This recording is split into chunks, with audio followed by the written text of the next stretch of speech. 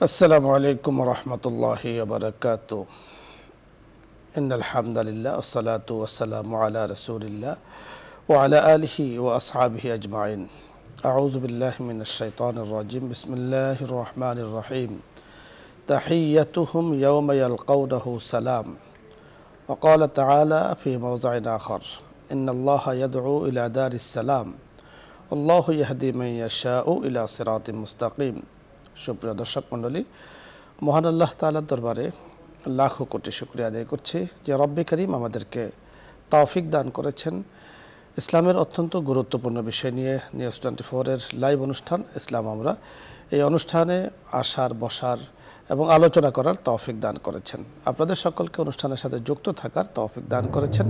শুকরিয়া আদায় করছি রব্বে করিমের। ইয়া রব্বি লাকাল হামদ কামা ইয়ানবাগি লিজালালি ওয়াজহিক ওয়া আযীমি সুলতানিক।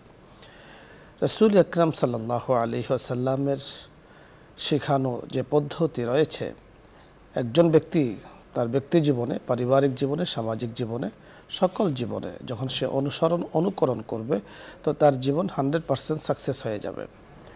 রাসূল আকরাম সাল্লাল্লাহু আলাইহি ওয়াসাল্লাম যেমনিভাবে পরিবারের সদস্যদেরকে অত্যন্ত গুরুত্ব দিতেন, পরিবারের খাদিম যারা ছিল তাদেরকেও গুরুত্ব দিতেন। হযরত আনাস রাদিয়াল্লাহু তাআলা আনহু নিজেই বলেছেন, আমি রাসূলের 10 বছর খেদমত করেছি, কখনো রাসূল আমাকে ধমক দেননি, কখনো বলেননি এই কাজটি কেন করেছো বা কেন করোনি, ধমকের সুরে এই ধরনের কোনো কথাই বলেননি। রাসূল আকরাম সাল্লাল্লাহু আলাইহি ওয়াসাল্লাম যেমনিভাবে ছোটদেরকে স্নেহ করতেন, সালাম দিতেন, বড়দেরকেও সম্মান করার কথা বলেছেন মাল্লাম ইয়ারহাম সাগীরানা ওয়া লাম ইয়াক্কির কাবীরানা ফালাইসা মিন্না, যে ছোটদেরকে স্নেহ না করে, বড়দেরকে সম্মান না করে রাসূল ধমক দিয়ে বলেছেন সে রাসূলের উম্মতি অন্তর্ভুক্তই নয়। তাই ছোটদেরকে, শিশুদেরকে সালাম দেওয়ার শরঈ বিধান রয়েছে। আজকে আমরা এই বিষয় নিয়ে কথা বলবো। কথা বলার জন্য যিনি আমাদের সাথে রয়েছেন বিশিষ্ট ইসলামী চিন্তাবিদ, মিডিয়া আলোচক, সুবক্তা, মুফতি মাজহারুল ইসলাম, খতিব আম্বর শাহ শাহী জামে মসজিদ, কারওয়ান বাজার, ঢাকা। সাথে আছি আমি আমজাদ হোসেন হেলালি। জি, আসসালামু আলাইকুম ওয়া রাহমাতুল্লাহ। ওয়া আলাইকুম আসসালাম ওয়া রাহমাতুল্লাহ। জি মুফতি সাহেব কেমন আছেন? আলহামদুলিল্লাহ, শুকরান। আপনি কেমন আছেন? আলহামদুলিল্লাহ। আপনার কাছে আজকে আমরা জানবো, আমরা শরীয়তের খুব সূক্ষ্ম বিষয় নিয়ে আমাদের এই অনুষ্ঠানে কথা বলি। আজকে যে বিষয়টা আমরা জানবো যে ছোটরা বড়দেরকে সালাম দেবে, বড়রাও ছোটদেরকে সালাম দেবে, এর একটা বিধান শরীয়তে রয়েছে। কিন্তু শিশু যাদের উপরে শরীয়ত এখনো আরোপিত হয়নি, ওদেরকে সালাম দেওয়ার বিধান ইসলামে কি দেয়া আছে আপনার কাছে আমরা শুনবো। জি, আলহামদুলিল্লাহ রাব্বিল আলামিন ওয়া সালাতু ওয়া সালামু আলা সাইয়্যিদিল মুরসালিন ওয়া আলা আলিহি ওয়া সাহবিহি আজমাইন, আম্মা বা'দ।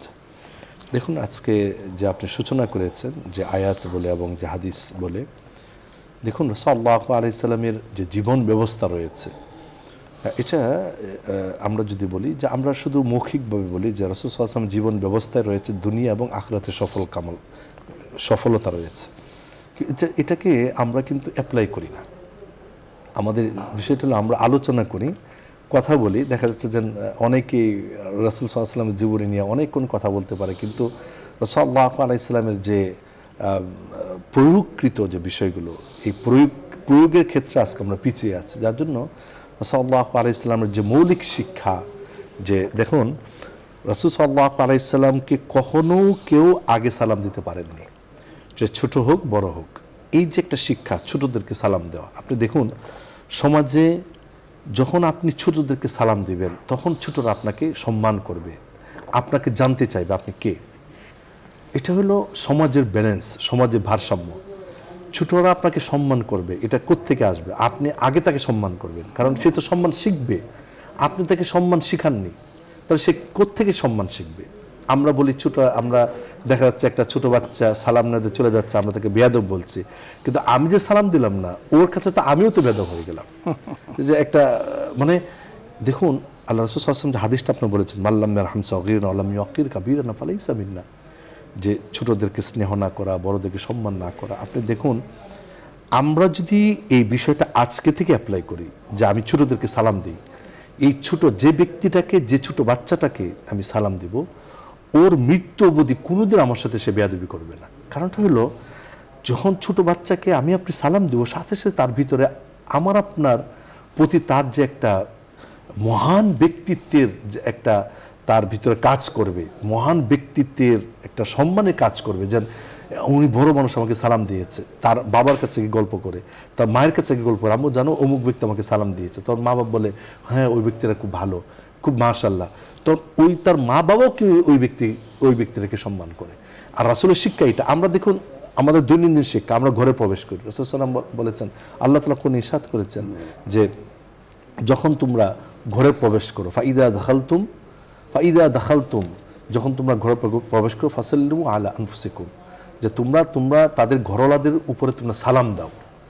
এখন আমরা করি কি, ঘরের দরজা যেই খুলুক আমরা সালাম দিই না, আমরা মুখ দিকে সালাম দিই, অথচ ঘরের দরজা যদি কাজের লোকও খুলে তাকে আমি সালাম দিই। কারণটা হলো সালাম দেওয়ার উদ্দেশ্য, কে ঘরের দরজা খুলছে এটা দেখার উদ্দেশ্য না।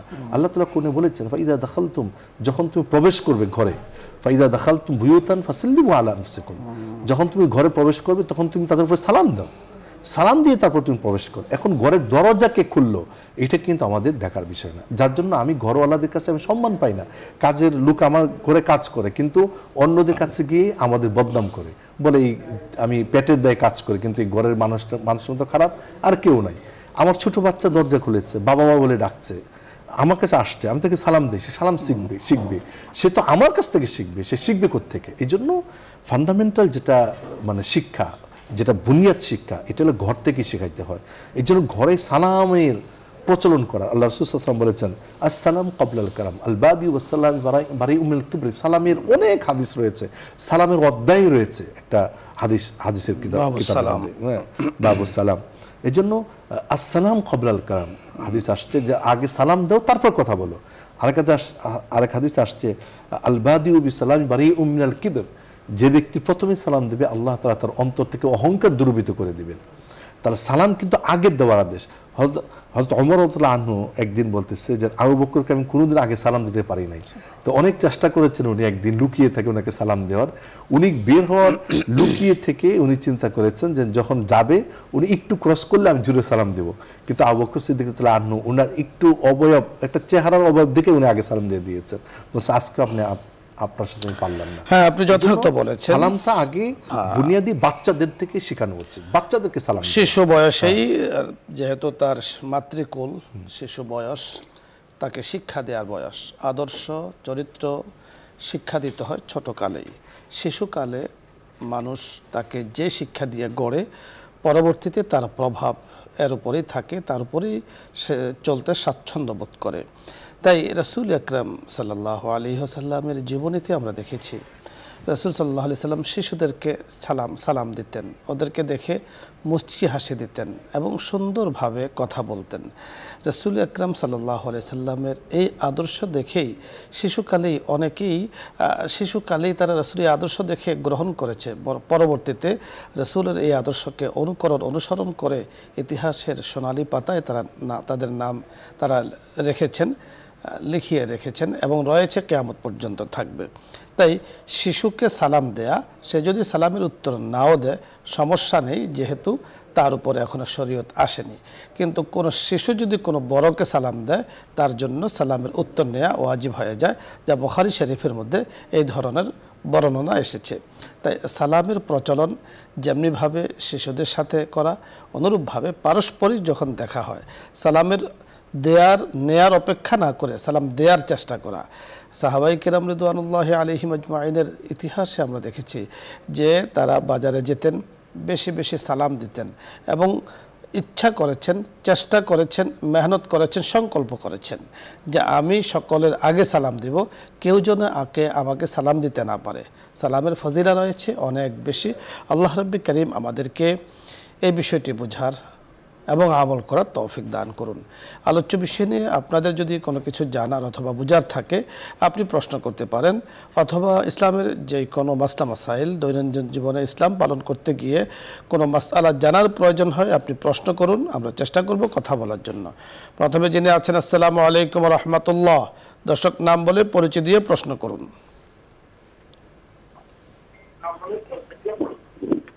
আসসালামু আলাইকুম। ওয়ালাইকুম আসসালাম ওয়া রাহমাতুল্লাহ। হুজুর, আমার 4টা প্রশ্ন ছিল। বলুন। প্রথম প্রশ্ন যে যাকাতের বিষয়, যেমন আমার 2 লক্ষ টাকা আছে, যেমন 1 লক্ষ টাকা আমি মাল কিনলাম, তো 1 লক্ষ টাকা 1 বছর যাবত আমি তোমার 2 লক্ষ টাকার জাকাত দিতে হইব 1 বছর পর, না 1 লক্ষ টাকা জাকাত দিতে হইব? আর 2 নম্বর প্রশ্ন, যে আমার কাছে টাকা আছে, মানে ব্যবসা করার ক্ষমতা নেই আমার, তো একজন আমি টাকাটা দিলাম, সেটা আমার কিছু দেয় যে আপনি আমার টাকা আপনি ব্যবসা করবেন, খাটাইবেন, তো এটা কি আমার সুদের মতো হয়ে যাব? 3 নম্বর প্রশ্ন বলুন। আর 3 নম্বর প্রশ্ন, যে আমার মেয়ের সম্বন্ধ আসলে ছেলে আসে না, বলে ছবি দিতে বলে, যে ছবি দেন কি ইসলামে কি ছবি দেওয়া যায়, মানে দেওয়া যাইবো? আমি তো দেই না, আমি বলি না, আমি তো জানি ধন্যবাদ। না। 4 নম্বর প্রশ্ন বলুন। 4 নম্বর প্রশ্ন, যে অনেকে বলে যে আমি একটা আয়োজন করছি, যেমন 10-20 জন দাওয়াত দিচ্ছি, তো অনুষ্ঠান আয়োজন, তো এইখানে যারা সাইজে গুজে আসবো তাদেরও নাকি গুনার ওই গুণ নাকি সমান আমারও হইব, তারাও যে গুনাগার, আল্লাহ পাক ওই গুণ আমারও দিব, এই কথাটা কি ঠিক? ধন্যবাদ। আমরা কথা বলছি, আপনি শুনতে থাকুন। 4টি প্রশ্ন আপনার মাধ্যমে এসেছে, প্রশ্নগুলো বুঝতে হ্যাঁ, পেরেছেন? দেখুন, প্রথম যেটা উনি করেছেন যে উনি 1 লক্ষ টাকার মাল কিনেছেন, আর 1 লক্ষ টাকা নগদ আছে। হ্যাঁ, আপনি যখনই জাকাত দেবেন আপনি দেখবেন মালের মধ্যে যদি আপনার পুরো মালে যদি কমও থাকে, ওটা ধরেই আপনি যতটুকু মাল আছে প্রেজেন্ট যখন জাকাত দেবেন তখন যতটুকু মাল আছে হিসাব করে ওই মালের টাকা আর 1 লক্ষ টাকা এই দুটা মিলে আপনি জাকাত আদায় করবেন। আর 2 নম্বর যেটা বলেছে, উনি একটা ব্যবসার কথা বলেছেন। দেখুন, এখানে ব্যবসার ক্ষেত্রে হ্যাঁ এটাকে শিরকত, যেটাকে শরিকানা ব্যবসা বলে, আমরা সহজে বলি শেয়ারের ব্যবসা বলে, মানে আমি আমার টাকা পয়সা আপনার মেহনত। এখানে একটা শর্ত থাকতে হবে যে আমার টাকা আপনার মেহনত, কিন্তু এই ব্যবসাতে লাভ লস দুজন নিতে হবে। কিন্তু এটা যদি হয় যে আপনি 2 লাখ টাকা দেন, ব্যবসা যাই হোক আপনাকে মাসে 10,000 টাকা দেবে, এটা হলো সুদ। এটা সুদ। কিন্তু ব্যবসা আপনার টাকা আরেকজনের পরিশ্রম, হ্যাঁ এটা জায়েজ, তবে লাভ লস দুটোটা নিতে হবে, শুধু লাভ না লসটা নিতে হবে। কোনো ফিক্সড থাকা যাবে না যেন এই টাকা আমি এত% টাকা এত টাকা দিব, এটা করা যাবে না। লাভ লস নিতে হবে হিসাব করে, যেটা লাভ হয় লাভ, যেটা লস হয় সেটা লসের মধ্যেই দুইজনকে শেয়ার করতে হবে, অথবা একজনকে, মানে ওনার তো মেহনত আপনার টাকা, অথবা ওনার কিছু টাকা আপনার কিছু টাকা। বুঝতে পেরেছি যে লাভ লসের ভিত্তিতে আপনি যদি ব্যবসায় শরীক হন তাহলে বিলকুল জায়েজ। রাসূল আকরাম সাল্লাল্লাহু আলাইহি ওয়াসাল্লাম ব্যবসা করার কথাই বলেছেন। আপনি মেয়ে মানুষ, ব্যবসার জন্য টাকা দিয়েছেন, আরেকজন পরিশ্রম করছে, তবে শর্ত থাকতে হবে মুজারাবা, অর্থাৎ আপনার টাকা তার শ্রম, অথবা তার টাকা ও শ্রম ও আপনার টাকা, এই হিসাবে আড়াআড়িভাবে আপনারা একটা মানে ভাগ করে নিয়েছেন, 60% অর্ধেক অথবা 30% এরকম একটা এইভাবে ভাগ করে নিয়েছেন, কোনো সমস্যা নেই। কিন্তু লাভ লসটা থাকতে হবে, লসের ভাগীদারও আপনাকে হতে হবে, এটা মনে রাখতে হবে। আরেকটি প্রশ্ন আপনি করেছেন, বিবাহের মধ্যে মেয়ের ছবি দেয়া, পাত্রপক্ষ ছবি চায়, তো এটা কি দেয়ার বিধান শরীয়তে আছে? আমরা এটা তো অনেক লম্বা কথা, তারপর একটু শর্টে বলছি। বিবাহের ইয়াটা কি, মানে ইসলামের যে পদ্ধতিটা, এটা হলো যে ছেলের পক্ষকে আগে মেয়ের পক্ষ আগে জানবে, এবং ছেলের পক্ষ মেয়ের পুরোপুরি জিনিস জানবে, মেয়ের যত কিছু জানা দরকার, তার মেয়েরা কয় ভাই, মেয়ে কীরকম অবয়ব জানবে। যখন সব কিছু সেটেল হবে, সব কিছু যখন পছন্দ হবে, এরপর শুধু বাকি থাকবে মেয়ে দেখবে, মেয়ে পছন্দ হলে বিয়ে হয়ে যাবে। এটা হলো ইসলামের কানুন, আইন, শরিয়া, যে কি মেয়ের পক্ষের সব খবর আগে ছেলে পক্ষ নেবে। মেয়েরা কয় ভাই, মেয়ে কি পড়াশোনা করেছে, মেয়েদের ধন সম্পদ কি আছে, মেয়ের বাবা মেয়ের চাচারা কি করে, সব খবর নেওয়ার পর যখন তার সব কিছুই পছন্দ হবে, শুধু একটা জায়গায় আটকে থাকবে, সেটা হলো যে মেয়ে দেখা। এবং কি অনেকে বলেছে যে মেয়ে দেখার আগে তোমরা দেনমোহর আলোচনা করে ফেলো, যে মেয়ে দেখলে পছন্দ হইলে বিয়ে হয়ে যাবে। এই ক্ষেত্রটা এতটুকু শুধু অনুমতি আছে যে ছেলে মেয়েকে বিবাহ করার আগে শুধু মেয়েকে এক নজর দেখার, ছবি দেওয়াটা এটা কখনো উলামায়ে কেরাম জায়েজ বলেন, শরআন অনুমতি নেই ছবি দেয়া, এবং এটা অন্যজনকে দেখবে, আদান প্রদান করার কোনো বিধান শরীয়তে নেই। সুতরাং আপনি যে কাজটি করছেন, যে আপনি ছবি দিচ্ছেন না, আপনি যেটা ভেবেছেন যে এই ধরনের পদ্ধতি শরীয়তে নেই, ঠিকই আপনি ভেবেছেন, এবং আপনাকে আমরা যে পরামর্শ দেব আপনি ধৈর্য ধারণ করুন, হ্যাঁ আল্লাহ তাআলা তার ভালো ব্যবস্থা করে দিবেন। আরেকটি প্রশ্ন করেছেন, কোনো অনুষ্ঠানের আয়োজন করেছেন আমাদের যিনি প্রশ্নকারিণী, সেখানে যদি বেপর্দায় কেউ আসে অথবা বেপর্দার কোনো কাজ হয়, তাহলে যিনি আয়োজন করেছেন উনি গুনাহগার হবেন? এখানে কয়েকটা পদ্ধতি আছে, যেমন কিছু আছে যেন এমন ব্যাপক যেটা ওনার চেষ্টা করার পরও হয় না। আরেকটা হলো ঘরোয়া আয়োজন।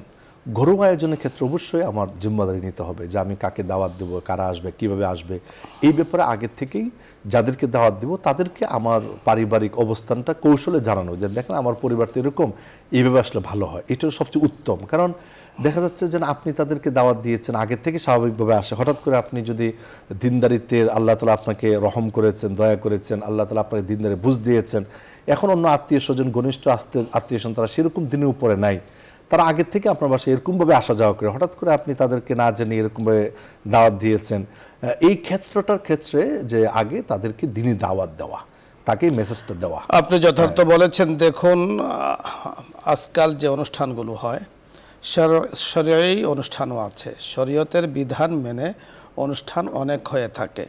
আপনি ছেলেদের জন্য আলাদা ব্যবস্থাপনা রাখবেন, মেয়েদের জন্য আলাদা ব্যবস্থাপনা রাখবেন, এবং যারা বন্টন করছে, যারা বন্টন করবে, যারা খাদেমা থাকবে, সম্পূর্ণ মেয়েদের ক্ষেত্রে মেয়েরা, ছেলেদের ক্ষেত্রে ছেলে। এখানে পর্দার কিন্তু লঙ্ঘন হয় না, পর্দাটা কিন্তু পুরোপুরি এখানে রক্ষা হয়। এখন আপনি যদি ব্যবস্থাপনাই না রাখেন, ছেলে মেয়েরা সেখানে আসবে, ব্যবস্থাপনা আপনার নেই, তাহলে তো গুনার ভাগীদার আপনাকে হতে হবে। আপনি ব্যবস্থাপনা রাখবেন, আপনার তরফ থেকে 1%ও ত্রুটি থাকবে না। কথা বলেছেন যে যারা সেজে গুজে আসে, সাজা তো নিষেধ নয় শরীয়তে। আপনি যদি আপনার শুধু মা বোনরা, তারা মা বোনরাই দেখবে, এই ক্ষেত্রে তারা সেজে আসতে পারে। শরীয়তে সাজগোজ করা এটা নিষেধ নয়, এটা হলো পরপুরুষকে দেখানো, এটা হলো নিষেধ। সাজগোজ করা তো শরীয়ত আরো উদ্বুদ্ধ করেছে সাজগোজ করার জন্য। শরীয়তের গণ্ডির বাহিরে চলে গেলে তখন কিন্তু সমস্যা। আমরা পরবর্তী দর্শকের কথা শুনবো। জি, আসসালামু আলাইকুম ওয়া রাহমাতুল্লাহ। ওয়ালাইকুম আসসালাম ওয়া রাহমাতুল্লাহ। হুজুর ভালো আছেন? জি আলহামদুলিল্লাহ। আপনি প্রশ্ন করুন। আপনাদের এই অনুষ্ঠানটা আমি সব সময় দেখি হুজুর, আমার কাছে অনেক ভালো লাগে হুজুর। জি আলহামদুলিল্লাহ। হুজুর আমি অনেক পেরেশানিতে আছি হুজুর, আমি ঋণের বোঝা আমার এত বেশি হুজুর, আমি অনেক পেরেশানিতে আছি। আমার হুজুর কি করলে আমি হুজুর এই ঋণের বোঝা থেকে মুক্তি পাবো হুজুর? জি আমরা আলোচনা করছি, আপনি শুনতে থাকুন, যেহেতু বিষয়টি আপনি জানতে চেয়েছেন। ইতিপূর্বে আমরা এই বিষয় নিয়ে অনেক কথা বলেছি। যে দেখুন, একটা দোয়া আছে, একটা আমল আছে, এটা রাসূল সাল্লাল্লাহু আলাইহি ওয়াসাল্লামের পক্ষ থেকে আমল, সাহাবায়ে কেরাম আমল করেছেন, এটার আমলের ফলাফল পেয়েছেন। একটা দোয়া, আল্লাহুম্মা ইকফিনি বিহালালিকা হারামিক ওয়া আগনিনি বিফদলিকা আম্মান সাওয়াক। এই দোয়াটা বেশি বেশি পড়া, ইস্তিগফার পড়া। আল্লাহ তাআলা কোন নিষেধ করেন, ইস্তাগফিরু রাব্বাকুম ইন্নাহু কানা গাফফারা ইরসিলিস সামা আলাইকুম মিদরারা। এই জন্য বেশি বেশি লা ইলাহা ইল্লা আনতা সুবহানাকা ইন্নী কুনতু মিনাজ জালিমিনও পড়তে পারেন। এই যতটুকু পারা যায় সবরের সহিত পড়তে পারেন। আমাদের মুফতি সাহেব যে বিষয়টি বলেছেন, দোয়া করবেন এবং সাধ্য অনুযায়ী সদকা করবেন। কারণ আমরা স্বাভাবিক একটা মেসাল হিসাবে যদি বুঝি, কোনো ঘর যদি আমরা বানাতে যাই, তাহলে ঘরের দুই পাশে কিন্তু আমরা জানালা দিয়ে থাকি। এই পাশের জানালা দেই যেন বাতাস এই পাশে আসতে পারে, এই জন্য দুই পাশে আমরা জানালা দেই, অথবা দরজা দিয়ে বাতাস আসা যাওয়া করার সুযোগ করে দেই। কারণ একবার যদি খোলা থাকে আর একবার বন্ধ থাকে, তাহলে এই পাশ থেকে আসবে, একটা পর্যায়ে কিন্তু এটা বন্ধ হয়ে যাবে, বাতাস আসবে না। দুই পাশ খোলা থাকবে, দুই পাশ থেকে আসবে, এক পাশ থেকে কম আসবে, এক পাশ দক্ষিণ থেকে বেশি আসবে, উত্তর থেকে কম যাবে। তো আপনি যখন সদকা করবেন, তো আপনার জানালা খোলা, সদকা খোলা, ঠিক আল্লাহ পাকের পক্ষ থেকে আপনার কাছে ব্যাপকভাবে আসতে থাকবে। হাদিসে আসছে আস-সাদাকাতু তারাদ্দুল বালা ওয়া তাযীদু ফিল উমরি, তো আপনার কাছে ব্যাপকভাবে আসতে থাকবে। তো এজন্য আপনি ঋণী আছেন, আপনার কাছে টাকা পয়সা নেই। আপনি যেহেতু বলেছেন সদকার আমলটা, সাদাকা, এখানে আবার আমরা অনেকে সদকা ফেতরা না শব্দটা কিন্তু খুবই উচ্চাঙ্গের। সাদাকা তুহুর মানে পবিত্রতা। সাদাকা এমন একটা আমল দুনিয়াতে, যেটা আল্লাহ তাআলা দুনিয়াতে এটা পুরস্কার দেন। একজন ঋণ যারা মুক্ত হইতে চাই, যেটা আপনি বললেন খুব সুন্দর, যে আপনি অনেকে বলে আমি এমনি ঋণগ্রস্ত, আমি সদকা করবো কি? আল্লাহ রাসূল তো বলছে তখনই করার জন্য, যে তুমি যখন খুব অভাবে থাকো তখন তুমি সদকা করো, আল্লাহ তোমার অভাবকে দূর করে দেবে। সুবহানাল্লাহ। তো এই জন্য আপনি দোয়া পড়বেন, আল্লাহুম্মা কফিনি বিহালালিকা আন হারামিক ওয়া আগনিনি বিফদলিকা আম্মান সিওয়াক। ছোট্ট একটি দোয়া আছে, তা হলো আল্লাহুম্মা ইন্না নাউযু বিকা মিনাল মাসামি ওয়াল মাগরাম। জাস্ট এতটুকু, মিনাল মাসামি ওয়াল মাগরাম। এই দোয়াটা আপনি চাইলে লিখে নিতে পারেন, 5 ওয়াক্ত নামাজের পরেই আপনি পড়ার চেষ্টা করুন। আল্লাহ চাহে তো ঋণ আল্লাহ তাআলা দূর করে দিবেন। পরবর্তী দর্শকের কথা আমরা শুনবো। জি আসসালামু আলাইকুম ওয়া রাহমাতুল্লাহ।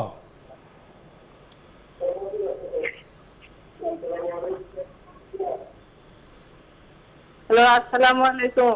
ওয়ালাইকুম আসসালাম। হুজুর, আমার দুইটা প্রশ্ন ছিল। জি বলুন। প্রথম প্রশ্ন হুজুর, যে নামাজ সেজদায় তো দোয়া কবুল হয়, তো ফজর আর ফরজ আর সুন্নত নামাজে নাকি সেজদায় দোয়া করা যায় না? 1 নাম্বার প্রশ্ন। আর 2 নাম্বার প্রশ্ন হুজুর, যে আমার মানে একটা কনসেপ্ট করছিল, তো প্রথম 40 দিনে, হ্যাঁ, আমার স্বামীকে আমি বললাম, আমার স্বামী বলে বাচ্চা নিবে না, তো জোর করে আমাকে একটা হোমিও ডাক্তারের কাছে নিয়ে গেছিল। একটা ওষুধ আমি খাইছি, খাওয়ার পর কিছু হয়নি। তখন আমার স্বামীকে আমি অনেক বুঝিয়ে রাজি করছি বাচ্চাটা নেওয়ার জন্য, ও রাজিও হয়েছে। এই বাচ্চাটাও ভালো আছে, কিন্তু 7 মাসে বাচ্চাটা আবার আমার মারা গেছে। এই জন্য আমার আপনাকে ধন্যবাদ। আমরা গতকালকে সম্ভবত অথবা পরশুদিন আপনি এই প্রশ্ন করেছেন, এর উপরে লম্বা আলোচনা হয়েছে। আপনি একই প্রশ্ন করেছেন, আজও আলোচনা কিন্তু তখন হয়ে গিয়েছে। আশা করছি আপনি বুঝতে পেরেছেন। আমাদের এই অনুষ্ঠানটি যেমনিভাবে এখানে সরাসরি দেখতে পাচ্ছেন, সকালেও আপনি রিপিট যায়, আপনি এই প্রোগ্রাম দেখতে পাবেন। আবার ইউটিউবে যদি আপনি ইসলাম আমরা নিয়ে অনুসন্ধান করেন, আপনি ইনশাল্লাহ আপনার এই প্রশ্নের উত্তর হুবহু পেয়ে যাবেন। আরেকটি প্রশ্ন আপনি করেছেন যে সেজদার মধ্যে দোয়া কবুল হয়, ফরজে এবং নফলে কোন সেজদার মধ্যে দোয়া কবুল হয়? ফরজিয়াত নামাজগুলো যেহেতু আল্লাহ তাআলার এটা বাধ্যবাধকতাটা করতেই হবে ফরজ নামাজের জন্য, আমাদের ফুকাহে কেরাম এটা ফরজ নামাজে কখনো সেজদাতে অন্য কোনো তাসবিহ ছাড়া অন্য কোনো দোয়া করাটা এটাকে জায়েজ বলেনি। হ্যাঁ, আপনি সুন্নত নামাজে ব্যক্তিগত নামাজ যেগুলো রয়েছে সুন্নাহ নফল, এগুলো তো আপনি করতে পারেন, তাতে কোনো সমস্যা নাই। তবে উলামায়ে কেরাম ফুকাহে কেরাম যে সেজদাতে দোয়ার কথা বলা হয়েছে, এটা স্বাতন্ত্রিক সেজদা। যেমন আপনি তাহাজ্জুদের ওয়াক্তে 2 রাকাত তাহাজ্জুদ নামাজ পড়ার পর আবার অতিরিক্ত একটা সেজদায় গিয়ে ওই জায়গায় মনের আবেগ, মনের ভালোবাসা, কান্নাকাটি আপনি করুন নামাজের বাহিরে। নামাজের বাইরে এটার ব্যাপারেই রাসূল সাল্লাল্লাহু আলাইহি ওয়াসাল্লাম বলেছেন যে তোমরা অধিক পরিমাণ সেজদা করো, আমাকে তোমাদেরকে জান্নাতে নেওয়ার ক্ষেত্রে সহজ হবে। যে খুব বেশি বেশি সেজদা করো, আকসিরুস সাজাদ হাদিসে আসছে যে তোমরা অতি বেশি বেশি সেজদা করো যেন আমি তোমাদের জন্য সুপারিশকারী হইতে পারি। যথার্থ আপনি বলেছেন। আমরা পরবর্তী দর্শকের কথা শুনবো। জি, আসসালামু আলাইকুম ওয়া রাহমাতুল্লাহ। আসসালামু আলাইকুম। ভালো আছেন? জি আলহামদুলিল্লাহ, আল্লাহ তাআলা ভালো রেখেছেন। হুজুর, 2টা প্রশ্ন ছিল হুজুর। বলুন। প্রথম প্রশ্ন হচ্ছে জোহরের নামাজের পর আপনি কোন সূরা পড়তে হয়? জি। আর 2 নম্বর প্রশ্ন হুজুর, আমার বাড়িতে একটু ব্ল্যাক ম্যাজিক চলে হুজুর। হ্যাঁ, টিভির ভলিউম কমিয়ে কথা বলুন। হুজুর, ব্ল্যাক ম্যাজিকে মনে করেন যে নামাজ পড়ি তারপরে 2 বেলা কোরআন শরীফ পড়ি, তারপর এটা আসে। কি করা যায় হুজুর, একটু বলেন। জি, ধন্যবাদ আপনাকে। 2টো প্রশ্ন আমরা পেয়েছি, আপনি শুনতে থাকুন, আমরা কথা বলছি। জোহরের নামাজের পর কোন সূরা পড়াটা মুস্তাহাব? উনি নামাজে পড়বেন না নামাজের পরে? নামাজের পর। হ্যাঁ, দেখুন আপনি নামাজের পর যেমন আপনি অনেক কোরআনের আয়াত কোরআন পড়াটাই আপনি আল্লাহ তাআলা কোরআনে বলেছেন যে ফাকরাউ মা তায়াসসারুল কোরআন, যে জায়গা থেকে তোমার সহজ মনে হয় সেখান থেকে তুমি তেলাওয়াত করো। হ্যাঁ, কিছু নামাজের পর আল্লাহ রাসূল সাল্লাল্লাহু আলাইহি ওয়াসাল্লাম বলেছেন কিছু সূরাকে নির্দিষ্ট করেছেন, যেমন মাগরিব পর সূরা ওয়াকিয়া, এশা নামাজের পর সূরাতুল মুলক, ফজর নামাজের পর সূরা ইয়াসিন, এগুলো হলো আলাদা মর্যাদা। জোহরের পরে সূরা হামিম সেজদা, আসরের পরে সূরা নাবা, এগুলো না। তবে মুস্তাহাব আপনার জোহর আসরের পরে যেটা আসছে এটা হলো একটা স্বাভাবিক, কিন্তু মাগরিব এবং এশার পরে ফজরের পরে যেগুলো আসছে এগুলো হলো একবার রাসূল সাল্লাল্লাহু আলাইহি ওয়াসাল্লামের দৈনন্দিন আমল ছিল। আপনি চাইলে কোরআনে কারীমের যে কোনো অংশ আপনি তেলাওয়াত করতে পারেন, সূরা হামিম তেলাওয়াত করতে পারেন। দ্বিতীয় প্রশ্ন যেটা করেছে ব্ল্যাক মিউজিক, মানে ইয়ার কি ওনাকে জাদুটনা করা, ব্ল্যাক মিউজিক বলা হয়, যেটাকে অনেকেই বলে এটাকে। হ্যাঁ, এটা আমাদের বিশ্বাস করতে হবে রাসূল সাল্লাল্লাহু আলাইহি ওয়াসাল্লামকেও এরকম শেষ সময়ে ইন্তেকালের পূর্বে ওনাকে জাদু করেছিলেন। আল্লাহ তাআলা এই জাদু থেকে পরিত্রাণ পাওয়ার জন্য আল্লাহ তাআলা জিবরাইল আলাইহিস সালামের মাধ্যমে সূরা নাজিল করেছেন, পদ্ধতি শিখিয়ে দিয়েছেন। এই জন্য আমরা বলি যে সবচেয়ে উত্তম হলো ঘরকে সুরক্ষিত রাখার জন্য রাত্রিবেলা যখন আমরা শুব কুল হুয়াল্লাহু সূরা, কুল আউযু বিন্নাস, কুল আউযু বিল ফালাক এবং সূরা ফাতিহা, এই 4টা পরে এবং সবচেয়ে বেশি কার্যগুলো আয়াতুল কুরসি। আয়াতুল কুরসি পরে 4 কুল অনেকে বলে, যে কুল ইয়া আইয়ুল কাফিরুন বলে। হ্যাঁ, আপনি এগুলো পরে আপনি বিছনায় ফু দিবেন অথবা আপনি দরজা জ্বালানায় ফু দিবেন, ফু নাও যদি দেন এগুলো পরে আপনি নিয়ত করে শুয়ে পড়েন। আশা করি আপনাকে ছোটবেলায় আমরা দেখেছি, আমার আম্মার একটা আমল আমি দেখেছি, জাদু টোনা চোর ডাকাত ইত্যাদির ব্যাপারে উনি নিয়মিত একটা আমল করতেন। সেটা হলো উনি রাত্রে যখন ঘুমাতে যেতেন তো ঘুমানোর আগে 4 কুল, এরপর আয়াতুল কুরসি, তো পরে 2 হাতে এভাবে ফু দিতেন, ফু দিয়ে খুব জোরে 3টা থাপ্পড় মারতেন উনি। তো ওনার আব্বা তো ছিলেন হোসেন আহমদ মদনী রহমতুল্লাহ আলাইহির আজাল্লে খোলাফাতের একজন, আপনার নানা, আমার নানা ছিলেন। তো উনি আমলটা করতেন। যে ওনার আমি জিজ্ঞাসা করলাম যে আপনি আমলটা নিয়মিত করছেন? আমি বহু বছর ধরে ছোটোকাল থেকে দেখেছি এবং এতেকাল পূর্ব পর্যন্ত আমলটা ওনাকে করতে দেখেছি। উনি গ্রামে থাকেন শহরেতে যেখানে থাকেন আমলটা করতেন। তো উনি বলছেন যে এই আওয়াজ যতটুকু যাইতো ততটুকুর মধ্যে যত টোনা জিন পোত বেরি ইত্যাদি আর আসতে পারে না। বাস্তবিকই এরা বুজুর্গানের দিনের অভিজ্ঞতার আলোকে এই ধরনের আমল আপনি চাইলে আমলটা করতে পারেন। দেখেন এটা তো একবারে মানে পরীক্ষিত এবং সাহাবায়ে কেরাম রাসূলের একটা আমল ছিলেন, ওনারা করতেন যে শোয়ার সময় ওযু অবস্থায় এই 4 কুল সূরা ফাতিহা এবং আয়াতুল কুরসি পড়ে। আপনি যে ব্ল্যাক ম্যাজিক এগুলো আর আপনাকে কখনো ক্ষতি করতে পারবে না। আল্লাহ তাআলার কাছে দোয়া করতে থাকুন। এবং আরেকটি বিষয় সবসময় মনে রাখতে হবে যে আমাদের রাসূল আকরাম সাল্লাল্লাহু আলাইহি সাল্লাম যে আমাদেরকে শিখিয়ে গেছেন সর্ব অবস্থায় অজু থাকা, অজু অবস্থায় থাকা।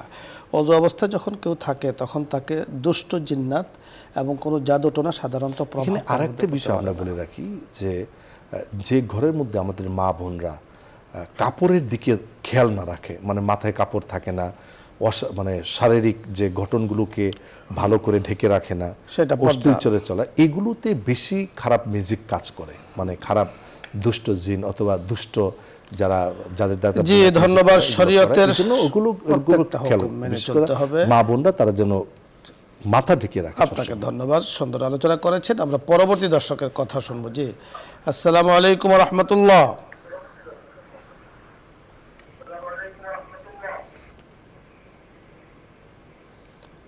দর্শক শুনতে পাচ্ছেন, প্রশ্ন করুন।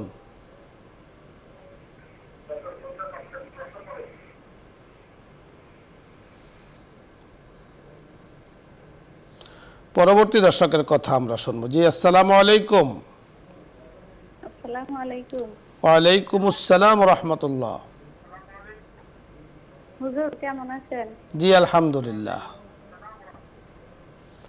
আপনি প্রশ্ন করুন, একটু জোরে বলুন। আমার একটা প্রশ্ন হুজুর, আজান দিলে যে মহিলাদের মাথায় কাপড় দেওয়া লাগে যে কি ঠিক?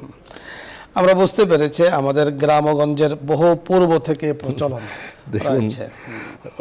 আমাদের মা বোনদের মাথায় কাপড় আজানের সাথে সম্পৃক্ত না, এটা সর্ব অবস্থায় মাথা ঢেকে রাখা, এটা সবচেয়ে ভালো। যে আমরা আলোচনা করেছিলাম এর পূর্বে যে কালো ম্যাজিক, মানে কালো ব্ল্যাক ম্যাজিক বলি, মানে জাদুচুনা বলি, তারপরে মানুষের খারাপি, জিন্নাতের খারাপি, সবগুলো থেকে এবং আল্লাহ তাআলা বরকতময় করে দেন ওই ঘরকে যে ঘরে মা বোনরা সবসময় মাথায় কাপড় ঢেকে রাখে। মাথার কাপড় মানে মাথা ঢেকে রাখা, এটা উড়নাদও ঢেকে রাখতে পারে অথবা স্বাভাবিক ঢেকে রাখতে পারে। অনেক সময় যদি এরকম পরিবেশ সৃষ্টি হয় গোসলের কারণে অথবা রান্নার কারণে মাথা থেকে হঠাৎ করে কাপড় পড়ে যায়, এর সাথে সাথে কাপড় দিয়ে দাও, এটাতে কোনো সমস্যা নেই। কিন্তু মাথায় কাপড় দেওয়ার সাথে আজানের সম্পৃক্ততা নেই। মাথায় হলো সব সময় পর্দা, চুল ঢেকে রাখা। আমাদের মা বোনদের যে চুল আছে এই চুলটাও কিন্তু পর্দার অন্তর্ভুক্ত, এজন্য মাথায় সবসময় কাপড় দিয়ে রাখা। হ্যাঁ, আপনি যখন ঘরে থাকবেন, যখন সেখানে অর্থাৎ নিজের মাহরাম যারা আছে তারা থাকে, মাহরাম ছাড়া অন্য কেউ না থাকে, সেক্ষেত্রে কখনো যদি কাপড় না থাকে তেমন মাথায় কাপড় না থাকলে সমস্যা নেই। আমরা পরবর্তী দর্শকের কথা শুনবো। জি আসসালামু আলাইকুম ওয়া রাহমাতুল্লাহ। ওয়া আলাইকুম সালাম ওয়া রাহমাতুল্লাহ। হুজুর ভালো আছেন? জি আলহামদুলিল্লাহ।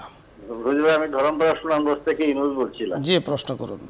হুজুর প্রশ্নটা হলো, সম্মানিত আলোচক বললেন যে হুজুর পাক সাল্লাল্লাহু আলাইহি সাল্লামকে কেউ প্রথম সালাম দিতে পারেন নাই, যে ব্যক্তি মানে সর্বকালের সর্বশ্রেষ্ঠ মহামানব, উনাকে কেউ আগে সালাম দিতে পারেন নাই। কিন্তু আমাদের সমাজে একটি জিনিস প্রচলন আছে যে এমপি সাহেব, মন্ত্রী সাহেব, চেয়ারম্যান সাহেব, মেম্বার সাহেব এবং সমাজের উচ্চবিত্ত তাদেরকে সাধারণ মানুষের সালাম দিতে হবে। এমনকি 95 জন উলামায়ে কেরামও মনে করেন যে আমাদেরকে সালাম দিতে হবে। এটা কি আমাদের অজ্ঞতার ফসল? ধন্যবাদ আপনাকে। আমরা যে বিষয়টি এখানে আলোচনা করে থাকি, আমরা শরীয়ত নিয়ে কথা বলে থাকি। সালামের যেই বিধান আমাদের মুফতি সাহেব বলেছেন, একটি হাদিস কিন্তু তিনি বলেছেন, আসসালামু কাবলাল কালাম, যে কথা বলার আগে সালাম দেয়া। এবং এখানে সালামের ক্ষেত্রে উঁচু নিচু নেই, উঁচু নিচুকে সালাম দেবে, নিচু উঁচুকে সালাম দেবে, এবং এটাই হলো সালাম দেওয়ার ক্ষেত্রে ব্যবধান। যদি আমি বড় হয়ে, আলেম হয়ে, আমি মুফতি সাহেব হয়ে, আমি ইমাম সাহেব হয়ে, আমি চেয়ারম্যান হয়ে, আমি অমুক হয়ে তমুক হয়ে যদি সালামের অপেক্ষা করি, তাহলে আমাদের মহতারাম বলেছেন যে আমি তো ছোটকে কি শিক্ষা দিব, সে তো আমার থেকে শিখবে। আমি যদি তাকে শিক্ষা দিতেই না পারি, তো সালাম সে আমাকে দিচ্ছে না, আমি যখন তাকে সালাম দিব সে শিখবে। ভবিষ্যতে কখনো এই ছেলের আগে আমি সালাম দিতে পারবো না, কারণ তার মনে থাকবে যে আমি ওনাকে সালাম দিইনি, উনি আগে আমাকে সালাম দিয়ে দিয়েছেন।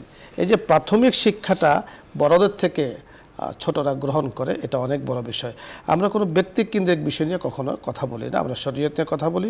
শরীয়তের বিধানই হলো যে যিনি আগে সালাম দিবেন বারিউম মিনাল কিবির, তিনি অহংকার থেকে মুক্ত থাকবেন। এখন সালাম দেয়া পাওয়ার জন্য যদি কেউ অপেক্ষা করে, তাহলে তো অহংকারে কাজ করছে। এক বুজুর্গ বলেছেন যে আপনি ইবাদত করে কি পেয়েছেন? তো উনি বলেছেন কি পেয়েছেন আমি জানি না, কি হারিয়েছে সেটা জানি। বলে কি হারিয়েছেন? উনি বলেছেন আমার ভিতরে আগে অহংকার ছিল, অহংকার হারিয়ে ফেলেছি ইবাদত করার কারণে। আমার ভেতরে আগে নম্রতা ছিল না, এখন নম্রতা আমি পেয়েছি। তো নম্রতার বিপরীত যে গুণ ছিল সেটা আমার থেকে চলে গিয়েছে। আমি আগে মানুষদেরকে জুলুম করতাম, এখন জুলুম নামক এই খারাপ গুণ আমার থেকে চলে গেছে। অর্থাৎ সিফতে রাজিলা, আর খারাপ যে গুণগুলো আছে এগুলো আমার থেকে চলে গেছে, এটা আমি বলতে পারি। তো এখন যদি আমি তাকিয়ে থাকি আপনার দিকে, যেমন আপনি অনুজ ভাই, আপনার দিকে তাকিয়ে থাকলাম যে উনি আমাকে সালাম দেবে, আমি তো হুজুর মানুষ, তাহলে তো আমার অহংকার আমাকে কাজ করছে। হ্যাঁ, আর সালাম তাকেই দেওয়া উচিত, আমাকেই দেওয়া উচিত আপনাকে, যেন অহংকার নামক এই খারাপ গুণ ভেতর থেকে একবারে স্থায়ীভাবে বের হয়ে যায়। ধন্যবাদ আপনাকে। আমরা পরবর্তী দর্শকের কথা শুনবো। জি, আসসালামু আলাইকুম রহমতুল্লাহ। ওয়ালাইকুম আসসালাম ওয়া রাহমাতুল্লাহি ওয়া বারাকাতুহু। আমার একটা প্রশ্ন ছিল। বলুন। তো ওই যে চুলে কালার করা যাবে কিনা, কালো কালার? আপনাকে ধন্যবাদ, আমরা বুঝতে পেরেছি। শরীয়তের যে বিধান তা আমরা ইতিপূর্বে আলোচনা করেছি, আজও আলোচনা করব। বুঝতে পেরেছেন? দেখুন, এখানে কয়েকটা পার্ট এখানে বলে রাখা ভালো। সেটা হলো যে আল্লাহ রাসূল সাল্লাল্লাহু আলাইহি সাল্লাম থেকে এটা একবারেই সহি যে আল্লাহ তাআলার দেওয়া যে বিধানগুলো রয়েছে, যেমন আল্লাহ তাআলার পক্ষ থেকে চুল সাদা হয়ে যাওয়া, এটাকে একবারে ব্ল্যাক করা, এটা কখনো কোনো উলামায়ে কেরাম, কোনো ফকি এটাকে জায়েজ বলেন। তবে হ্যাঁ, এখানে একটা বয়সের তারতম্যের ক্ষেত্রে উলামায়ে কেরামরা এটার ব্যাপারে কিছু মতামত দিয়েছেন যে যদি কারো বিবাহের আগে কোনো অসুস্থতার কারণে, অথবা যে সময় আমাদের চুল পাকার বয়স ওর আগেই স্বাভাবিকভাবে পেকে যায়, তার বিবাহ হচ্ছে না, এই ক্ষেত্রে উলামায়ে কেরামরা এটাকে জায়েজ বলেছে, তার ভালো জায়গায় বিবাহ করার জন্য, বিবাহ হওয়ার জন্য। আর একটা যুদ্ধক্ষেত্র, নিজেকে ফিট রাখার জন্য, যে আমি যুবক, আমি এখন বৃদ্ধ হইনি, আমি অনেক জিহাদ করতে পারবো, যুদ্ধ করতে পারবো, এই ক্ষেত্রে উলামায়ে কেরামরা কালো করার ক্ষেত্রে অনুমতি দিয়েছে। এছাড়া আপনি কালোর বিকল্প, কালো ছাড়া আপনি যে কোনো কালার করতে পারেন, চকলেট কালার করতে পারেন, আপনি মেহেদি ব্যবহার করতে পারেন, তবে অবশ্যই সেটা আপনার ব্ল্যাক হয়ে যায় এবং এটাকে মানুষ দেখলে ব্ল্যাক বলবে, কালো বলবে, এরকম করাটা না। রাসূল আকরাম সাল্লাল্লাহু আলাইহি সাল্লাম তিরমিজি শরীফের মধ্যে যে হাদিসটি ইমাম তিরমিজি রাহমাতুল্লাহ আলাইহি উল্লেখ করেছেন যে রাসূল বলেছেন গায়্যিরহা ইল্লা বিসসাওয়াদ, তুমি তোমার সাদা চুলকে তুমি কালারিং করতে পারো, তবে কালো ছাড়া। তবে কালোর ক্ষেত্রে মুহাদ্দিসিনে কেরাম কিছু ব্যাখ্যা করেছেন, যেটা কিছুটা আলোচনা আপনি করেছেন, যে ক্ষেত্র বিশেষ, যেহেতু জিহাদ বা যুদ্ধ এটা একটা হ্যাকমার অন্তর্ভুক্ত, সে হ্যাকমত অবলম্বন করতে গিয়ে যদি কেউ কোনো পদ্ধতি অবলম্বন করে, সেটা হলো ওই স্বার্থে তখন অনুমতি দেওয়া হয়েছে। মুফতি সাহেব, আমাদের হাতে সময় একদম নেই, আপনার অনেক কথা রয়েছে, ইনশাআল্লাহ ভবিষ্যতে শুনবো। আল্লাহ তাআলা আপনাকে জাযা খায়ের দান করুন। দর্শক মণ্ডলী, আমরা অনুষ্ঠানের একেবারে শেষ পর্যায়ে আছি, আমাদের হাতে যতটুকু সময় আছে আমরা এই সময়টার মধ্যে আল্লাহ তাআলার কাছে দোয়া করব, আল্লাহ তাআলা যেন আমাদেরকে মাফ করেন, যে কথাগুলো বলা হলো বোঝার, আমল করার তৌফিক দান করেন। সকলকে শুকরিয়া জ্ঞাপন করে আল্লাহ রাব্বি কারীমের তৌফিক কামনা করে আগামী অনুষ্ঠানগুলোর দাওয়াত দিয়ে আজকের মতো বিদায় নিচ্ছি। আসসালামু আলাইকুম ওয়া রাহমাতুল্লাহি ওয়া বারাকাতুহু। এখন দোয়া হবে, দরুদ ইস্তিগফার পাঠ করি।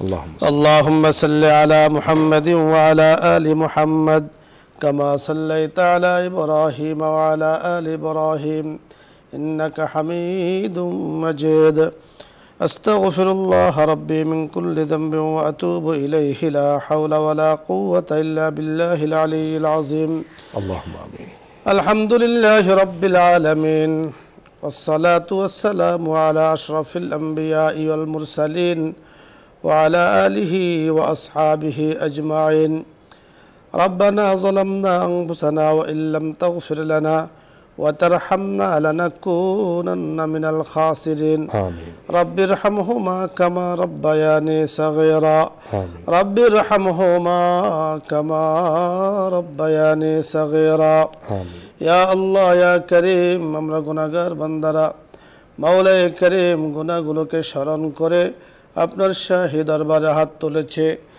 মাওলায়ে করিম পর্দার আড়ালে কত মা ও বোনেরা মাওলায়ে করিম আমার ভাইয়েরা আমার বাবারা হাত তুলে আছেন আল্লাহকে কোন মাকসাদ নিয়ে হাত তুলেছেন আমরা জানি না কিন্তু জানেওয়ালা আপনি সকল কিছু আপনি জানেন আপনি বুঝেন মেহেরবানি করে মাওলায়ে করিম আমাদের সকলের জিন্দেগীর সকল গুনাহগুলো আপনি মাফ করে দেন আমিন আল্লাহুম্মা মাওলায়ে করিম মেহেরবানি করে ইসলাম আমরা অনুষ্ঠানকে আপনি কবুল করে নেন আমিন যেখানে বসে হাত তুলেছি মাওলায়ে করিম স্থানকে মাওলায়ে করিম আয়োজক বৃন্দদেরকে আপনি কবুল ও মঞ্জুর করে নেন আমিন আমাদের সম্মানিত চেয়ারম্যান মহোদয়কে বসুন্ধরা পরিবারের সাথে যারা যুক্ত আছেন ইয়া আল্লাহ সকলকে বরকতময় জিন্দেগীর ফয়সালা করে দেন আমিন আল্লাহ মাওলায়ে করিম আমাদের সকলের জন্য খায়র ও কল্যাণের সব সময়ের জন্য ফয়সালা করে দেন আল্লাহুম্মা ইয়া করিম বরকতময় রিজিকের ফয়সালা করে দেন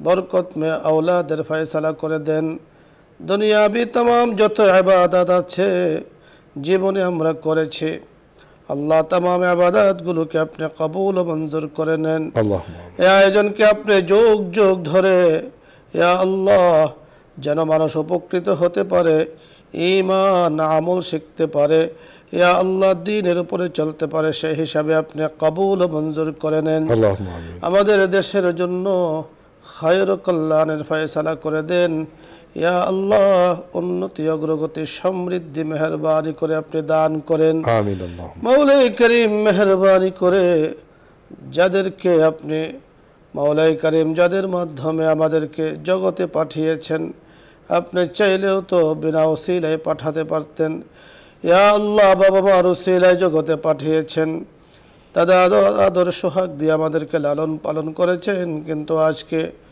তাদের অনেকে দুনিয়ার মধ্যে বেঁচে নাই ওগো করিম কবরে শুয়ে আছেন কেমন যাচ্ছে আমরা জানি না মেহেরবানি করে তাদেরকে আপনি মাফ করে দেন আল্লাহুম্মা আমিন চেয়ারম্যান মহোদয়ের আব্বা আম্মা সহ আত্মীয় স্বজন মাওলায়ে করিম পরিবারভুক্ত আরও যারা মাওলায়ে করিম এক সময় ছিলেন আজকে নেই সকলকে মাফ করে দেন আল্লাহুম্মা আমিন সমস্ত ভালো কাজগুলোর ইয়া আল্লাহ সদকায়ে জারিয়া হিসেবে তাদের জন্য কবুল ও মঞ্জুর করে নেন আল্লাহুম্মা আমিন মাওলায়ে করিম আজকে যে বিষয় নিয়ে কথা বলেছি আমাদেরকে বুঝার আমল করার তৌফিক দান করেন আল্লাহুম্মা আমিন আপনার হাবিবের জীবনীকে ভালোভাবে অধ্যয়ন করার তৌফিক দান করেন আল্লাহুম্মা আমল করার তৌফিক দান করেন আল্লাহুম্মা ইয়া আল্লাহ অসহায়দের উপরে গায়বে নসরত ইমদাদ দান করেন আল্লাহুম্মা আমিন ইয়া করিম এই জগতে এক সময় আমরা থাকবো না এই সুন্দর আপনার মাওলায়ে করিম পৃথিবী রেখে চলে যেতে হবে পরকালে